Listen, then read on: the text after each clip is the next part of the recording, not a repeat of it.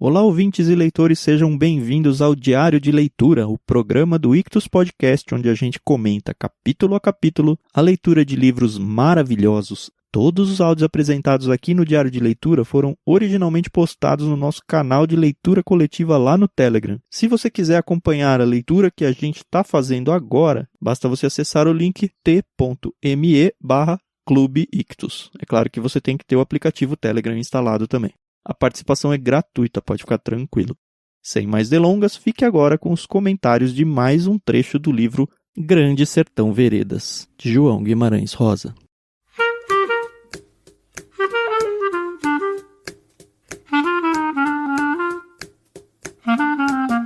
Bom dia, Carol, tudo bem? Bom dia, Thiago. Tudo bem, e você? Tudo jóia. 7º dia de leitura e vai longe, né? São 20 dias úteis. Verdade. A gente está no 7º, mas 7º é quase 10 já, hein? Quase metade aí. Até o final dessa semana foi metade do livro. Isso. Muito legal. Hoje a gente vai da página 140 até a página 160. Hoje eu fiz uma coisa diferente. Pra quem não sabe, eu gosto de ouvir alguém narrando e ler junto. Eu não sou nem só... Quando é livro assim, onde eu exijo um pouco mais de atenção. Então, eu não gosto só de ouvir. Eu gosto de ouvir e ler. Mas hoje, quando eu fui pegar o áudio, eu me baguncei. E ia perder muito tempo tentando achar o ponto que eu tava. Aí eu falei, vou começar a ler sem aproveitar o silêncio da manhã, e comecei a ler. E aí é muito engraçado, porque eu tento sempre ler o mais rápido que eu posso para poder, mas sem perder a fluidez. E, rapaz, como faz a diferença você ter uma pessoa narrando? Ai, ai. Eu não tive essa experiência. Eu nem gosto. Eu já tentei, tava falando com uma amiga ontem lá no Telegram. Ela tá adorando ouvir. Ela me recomendou um outro livro em audiobook que ela sempre consome. Eu falei, ótimo, funciona pra você. Eu só vou pro audiobook. Já tentei algumas vezes, então não é preconceito, né? Mas eu só vou pra audiobook se algum dia Deus atrapalhar minha vista, assim, alguma coisa do tipo. Realmente é questão de gosto, né? É perfil, né? Porque, querendo ou não, quando você só ouve a leitura, primeiro que, dependendo da voz, dá sono, né? E depois você não pega tudo, né? Cada coisinha. No meu caso, por isso que eu falo que eu tenho que ouvir e ler junto. Sim. E eu culpo a Disney, sabia? Por quê? Porque quando a gente era pequeno, eu tinha uma amiga que ela tinha aqueles livrinhos da Disney contando as histórias, os desenhos, com um CDzinho. E aí a gente ficava na casa dela ouvindo. Eu lembro que toda vez que fazia plã, aí você tinha que virar a página.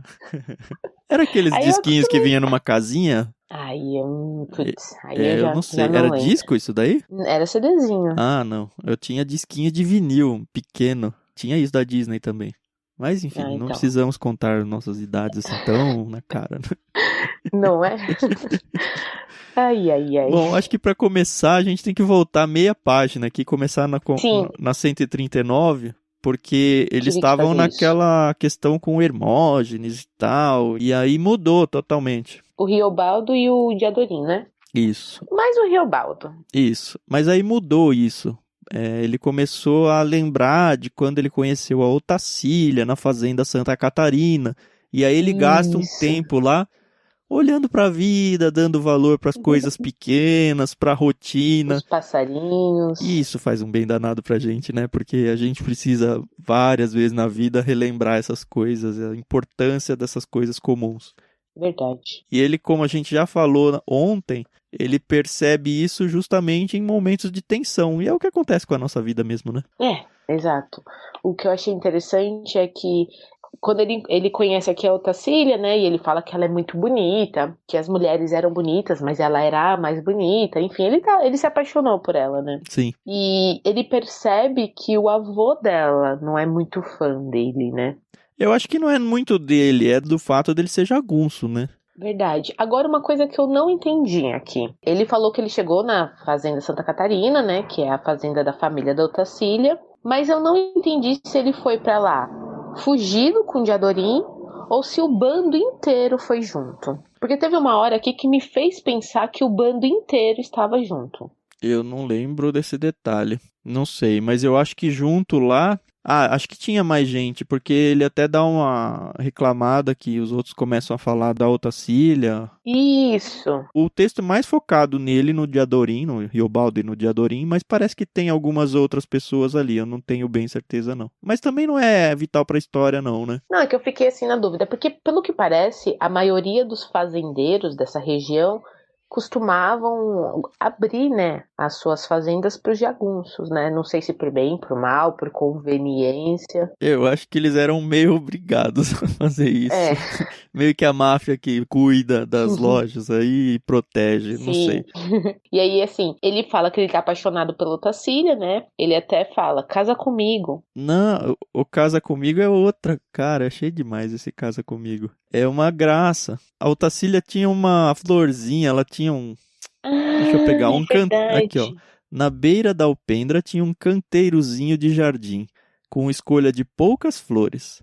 Das que sobressaíam era uma flor branca, que fosse caeté, pensei, e parecia um lírio, alteada e muito perfumosa. E essa flor é figurada, o senhor sabe? Lembrando que ele tá falando com o cara lá, né? O Aham, doutor. doutor. Morada em que tem moças, plantam dela em porta de casa de fazenda. De propósito plantam para resposta e pergunta. Eu nem sabia. Indaguei o nome da flor. Casa comigo. Otacília baixinho me atendeu. Quero o nome da Olha. flor. Falei, essas mulheres são Uhum. muito safas, meu. É, achei, não, e assim, achei engraçado que ele tá falando da Otacília, mas ele lembra da Nhorinhá, né, a filha da Ana dos Usa. Eu falei, gente, não me conformo. Ele ainda fala, né, Nhorirá, prostituta, pimenta branca, boca cheirosa, o bafo de menino pequeno. Confusa é a vida da gente. E eu falei, gente, esse Ele é cara. um homem, Carol. E mais pra frente a gente vê que ele não sossega, né? Caraca, meu. Mas é legal esse Ai, negócio ai. da prostituta, porque a planta lá, a flor, ela chama Casa Comigo. Só que um pouquinho Isso. depois ele fala que tem. Ó, e o nome da flor era dito, tal se chamava, mas para os namorados respondido somente. Consoante outras, as mulheres livres, dadas, respondem: dorme comigo. O nome da flor muda. E Pois aí que ele é. lembra da Nhorinhá. Aí é engraçado que ele tá todo nesse momento romântico, né, com a Otacília. Quando ele vira quem que tá lá com uma cara feia, Diadorim. E aí a gente percebe que o Diadorim se aproxima do casal ali, né, tal. Eles ainda não eram bem um casal, né? Não, mas ainda na flor, o É. Diadorim reparou e perguntou também que flor era essa, qual sendo? Perguntou o inocente. Ela se chama Liro Liro, Otacília respondeu. O que informou a altaneira disse, vi que ela não gostava de Diadorim. É, então, aí a gente percebe que a Otacília não foi com a cara do Diadorim e o Diadorim muito menos com a cara da Otacília. Isso, mas é que o Diadorim ele tem muito ciúme do Riobaldo, muito mesmo. Mas sabe o que eu achei engraçado? A Otacília não gostou do Diadorim e o Riobaldo achou bom. Porque o Diadorim era bonito, né? Ele ainda fala, bonito moço, tão esmerado e prezável. Aquilo pra mim semelhava um milagre. E a gente viu que a Otacília, ela fazia caras e bocas pro Diadorim, ela olhava pra ele com asco. Enfim, ela não era fã dele, né? Isso. E o Diadorim fica meio instigando o Riobaldo e até propõe um pacto entre eles, um trato, né? Diz aqui que o Diadorim tinha ciúme de mim com qualquer mulher, eu já sabia disso fazia tempo. Ai, ai. Aí ele fala, me intimou a um trato, que enquanto a gente estivesse em ofício de bando, que nenhum de nós dois não botasse mão em mulher nenhuma. E ainda mandou fazer um juramento sobre os santos evangelhos, né? Isso. E aí o Riobaldo promete, mas ele não consegue cumprir, né? Mesmo depois, assim, acontecem alguns outros casos, ele pega e fala, não acreditei em juramento, nem aquilo do seu Joãozinho bem, mas Diadorim me Uhum. vigiava. De meus sacrifícios ele me pagava com seu respeito e com mais amizade. E aí uma hora que ele falha, o Riobaldo, ele briga com o Diadorim, né? Ele fala, É, não sou nenhum, não sou frio não, tenho minha força de homem. Gritei, disse, mesmo ofendendo. Ele saiu para longe de mim, desconfio que com mais até ele chorasse. E era para eu ter pena? Homem não chora. pois é, a gente descobre que, infelizmente, o Riobaldo não se segura, e aí vai até pra um bordel, e ele fala lá que se satisfaz nesse bordel, fica lá um tempão, né?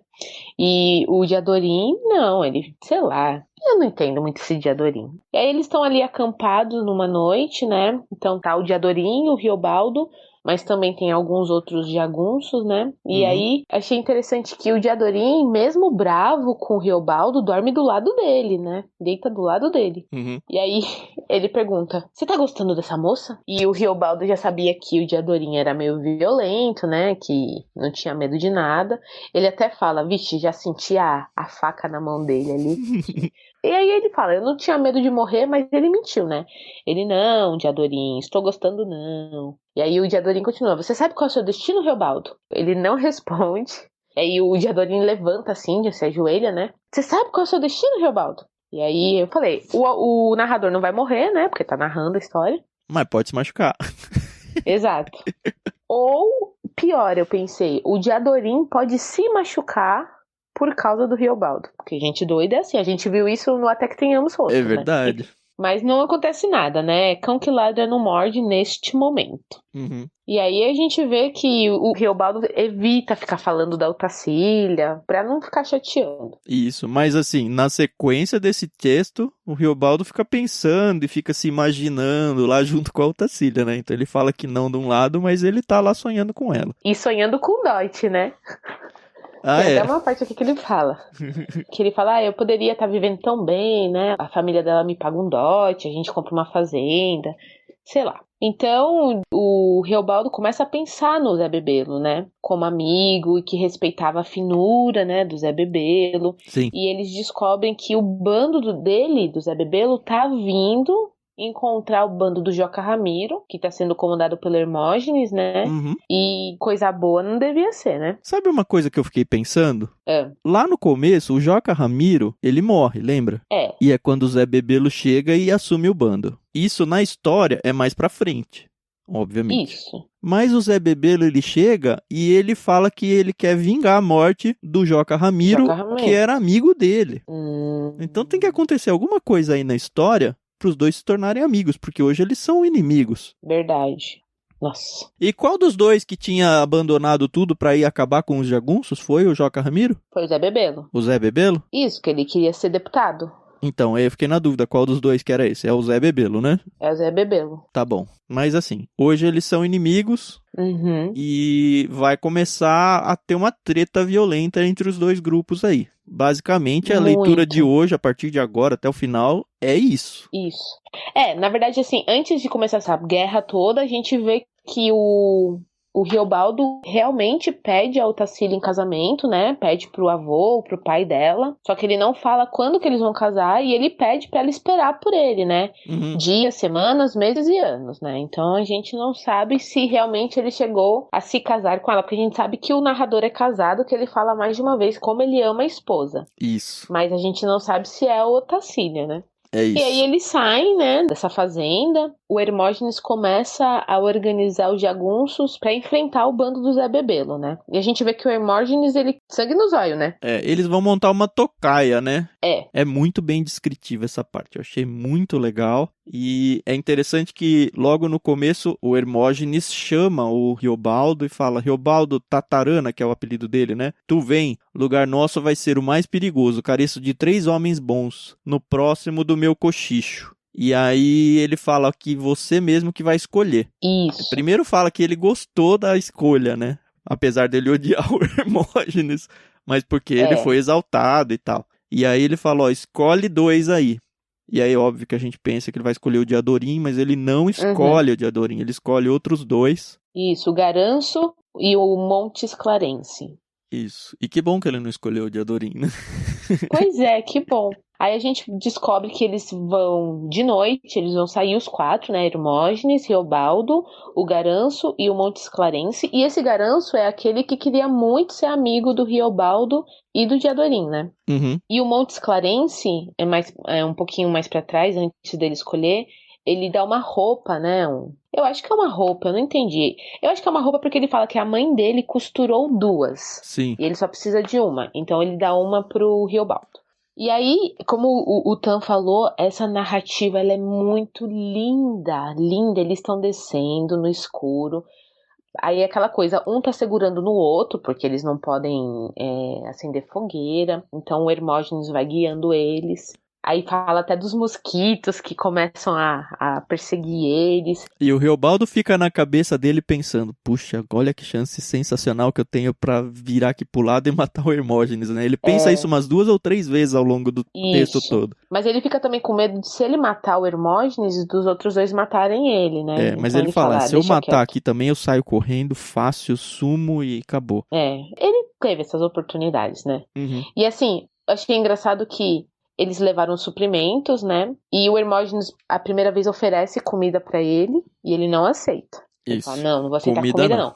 Aí o Hermógenes depois oferece tipo que uma cachaça, né? Pra ele passar no corpo pra os mosquitos não... Tabaco misturado com cachaça pra esfregar. E o primeiro pensei que era pra ser algum tipo de camuflagem, alguma coisa, mas não, era pros mosquitos pararem de picar. E aí eles ficam ali à noite de tocaia, né? Esperando alguma oportunidade pra atacar o bando do Zé Bebelo. Uhum. E é interessante, porque a gente passa em ideias de tocaia e não imagina, mas ele começa a ter dores de cãibra, ele começa a ter dor lombar, sono, ele cochila uma hora e ele até fica, eu não sou chefe, tudo bem. E eu achei legal que ele narra aqui que ele só vai atirar quando o Hermógenes atirar. Então, apesar dele ser muito bom de mira e tal, eles só podem começar a guerra quando o chefe começar, né? E aí, você vê que já é de manhãzinha, que fala, né, que o dia tá vermelho, né? Então o sol devia estar nascendo. Quando eles encontram um homem atrás de uma árvore, né?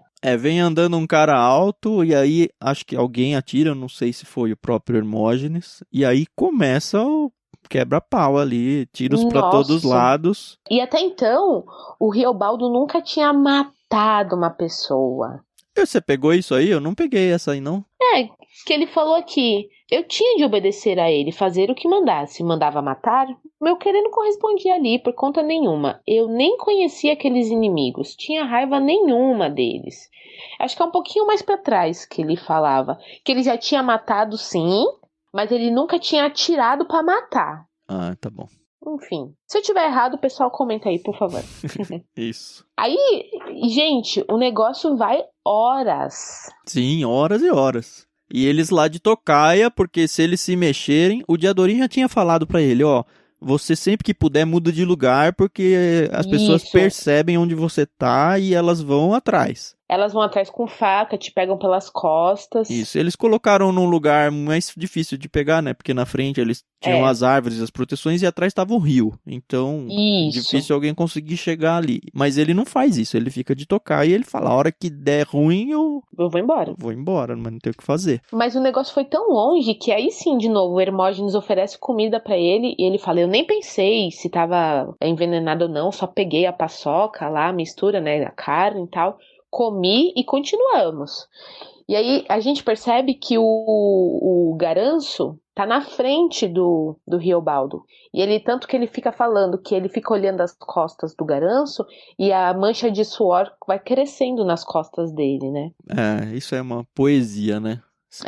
Muito se você legal. for trabalhar, por exemplo, com imagem num filme, é muito bonito. Isso até, enfim, bonito, mas enfim, é o que acontece mais pra frente. É poético, né? É poético. E aí a gente vê que o Montes Clarenses toma um tiro. Isso. Já cai morto. Aí é muito feio, né? Cai morto com a boca aberta lá. E o Hermógenes não quer que ninguém vá lá, mas o Riobaldo fala, não, eu vou, é o meu amigo, eu tenho que proteger, eu tenho que ver se eu consigo socorrer alguma coisa. O Hermógenes grita pra ele voltar e tal. Mas não tinha jeito, já era só corpo, né? Ele fala. E aí eles continuam, e aí a gente percebe que alguns homens do Zé Bebelo conseguem chegar onde eles estão e começa uma briga de faca, né? O Hermógenes até fala, não adianta ficar gastando munição aqui não. E aí é uma coisa meio que no braço ali, tal. Ai, essa parte me deixa assim, meio sem fôlego. A parte pra mim que pegou bastante foi a morte do Garanço, né? Poxa vida, porque do jeito que ele tava, ele ficou, né? Ele fala assim, olhava para as costas do Garanço, ela, a mancha, estava ficando de outra cor, o suor vermelho. Era sangue. Sangue que empapava as costas do Garanço. E eu entendi demais aquilo. O garanço parado quieto, sempre empinado com a frente do corpo, semelhando que o cupim ele tivesse abraçado, que ele estava atrás de um cupinzeiro, né? A morte é corisco que sempre já veio, ânsias, ao que embola me vinha goela riba do arroxo grosso imposto que às vezes em lágrimas nos olhos se transforma. Você vê que nem podia ter tantas emoções ali naquele momento, né? Uhum. E aí ele tá com sede, o Riobaldo, ele até fala, poxa, ele nem vai conseguir ter um enterro, né? Nem vou conseguir acender uma vela ali pra ele. Sim. Essa é a parte triste, né? Eu não sei se os jagunços têm o hábito, como nas guerras que a gente lê e assiste, que depois da guerra as pessoas podem tirar os seus defuntos, né? Eu não sei também, mas acho que não deve ter esse tipo de ética entre as partes aí, não sei. E aí, enfim, eles estão perdendo e eles fogem. Isso, o Hermógenes fala, bora. Ele começa a dar uns gritos lá, o Hermógenes encheu os peitos, soltou um rinchado zurro dos de jumento velho em beira de campo.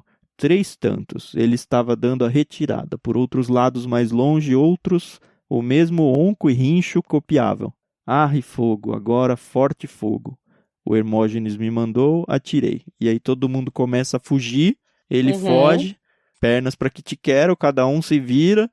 Quando se alcançou o nosso bom esconder num boqueirãozinho, já achamos companheiros outros, diversos, vindo de algumas e que chegavam separadamente naquela satisfação de vida salva. Um era o Feijó. Será que se tinha avistado o Reinaldo sem perigo? A meio perguntei, por causa que só em Diadorim era que eu pensava. E aí o Diadorim não chega, e a gente fica, e agora? Lascou. E agora, né? O Feijó fala, olha, eu vi ele tava com sangue numa perna de calça, pra mim foi nada, arranhão à toa. O que me ensombreceu, então Diadorim estava ferido. E não temos a resposta até o fim desse capítulo, não né? temos. Mas eu acho bonito que a página 160, que foi até onde a gente leu, ele termina aqui com uma parte... Na verdade, é bem o início da página, né? Ele fala assim, dó que me dava era do Garanço e o Monte Esclarense. Quase com peso, por minha culpa dos dois. Eles era eu quem tinha escolhido para conduzir e depois tudo. Logo esses, o senhor sabe, o senhor segue comigo. Remorso? Por mim, digo e nego. Olhe, lego e outra, daqui, vereda abaixo, tigre canguçu estragou e arruinou a perna de Cisino Ló. Um que foi desse Rio de São Francisco, foguista de vapor. Enfim, essa parte nem é tão importante. Mas que eu digo assim, que caramba, os 2 caras que ele escolheu morreram. E ele meio que se sente culpado, meio que não, né? Porque, enfim, de novo, ainda bem que ele não escolheu o Diadorim, né? O Diadorim, No finalzinho a gente é apresentado a um cara, né? O Joe Bexiguento, sob chamado de Alpercatas. E eu acho que esse cara, ele vai ter meio que um papel importante nesse pedacinho aqui, né? Isso. Porque tá todo mundo indo dormir depois, né? Que acabou a guerra e tal, só que ele não. Ele vai ficar ali e ele vai meio que mexer com o Riobaldo, que o Riobaldo também não tá afim de dormir, e a gente não sabe o que vai acontecer. Isso. E a gente pode pegar daí amanhã, né? No finalzinho da página 160. Amanhã a gente segue até a página 181. Então, se você tá com a gente, vamos lá. 181 já é quase 200. O livro tem 435. Quase isso metade. Aí. Isso. Devagarzinho a gente chega lá. A gente sabe que tem um pessoal no canal ali que tá meio tenso, não tô conseguindo avançar, não tem problema. Se não consegue todo dia, vai um pouquinho por vez, pega os áudios atrasados depois, não tem problema. Lembra que todos esses áudios viram podcast. Então, se não for 20 dias, que seja 30, 40, não importa. Vai indo devagarzinho, que a gente chega junto lá. É isso aí, pessoal. Então, amanhã a gente tá de volta. Ai, tô agora preocupada com o Diadorim. Quero saber o que aconteceu com ele. Mas a gente sabe que ele não morreu nessa, né? Não sei. Não, essa foi uma das primeiras batalhas. E o início do livro... O início do livro é lá na frente. Isso. Isso que eu acho legal dessa narrativa, né? Que ela vai e volta, e você que se vire pra entender, mas a gente entende. Então é bem legal. Bom, tá muito bom o livro. Até amanhã, então. Bom dia. Ou noite. Boa noite, não sei.